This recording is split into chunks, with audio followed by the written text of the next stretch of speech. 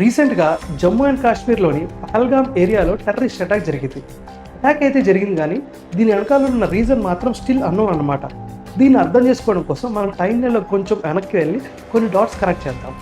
Few days back Pakistan army general Asif Munir ఏమన్నారంటే Jammu and కాశ్మీర్ని మనకి జగ్యులర్ vein కింద చెప్పారనమాట.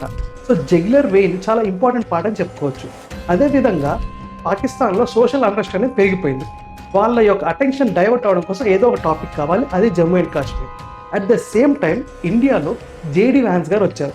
జేడీ వ్యాన్స్ గారు రావడం, అదేవిధంగా ఇంటర్నేషనల్ మీడియా, అమెరికన్ మీడియా ఒక ఫోకస్ మొత్తం ఇండియా మీద ఉండడం, ఈ టైంలో మిలిటెంట్ అటాక్ జరిగితే ఖచ్చితంగా ఇండియా అనేది రియాక్షన్ ఇస్తుంది అని చెప్పి, సో దీనికి తగ్గట్టుగా శాటిలైట్ డేటా ఏం చెప్తుందంటే మనకి కరాచీ పోర్ట్లో ఉన్న ఫైటర్ జెట్స్ మొత్తాన్ని కూడా పాకిస్తాన్ ఎల్ఓసి దగ్గర డిప్లాయ్ చేసింది.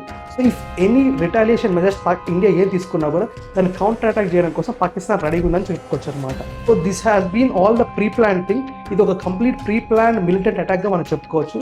దీని మీద మన ఇండియన్ గవర్నమెంట్ యొక్క రియాక్షన్ ఎలా ఉంటుంది, అదేవిధంగా దీని మీద మీ ఒపీనియన్ ఏంటో please try to comment in the comment section. And for more such content please subscribe to art reflection is. Thank you.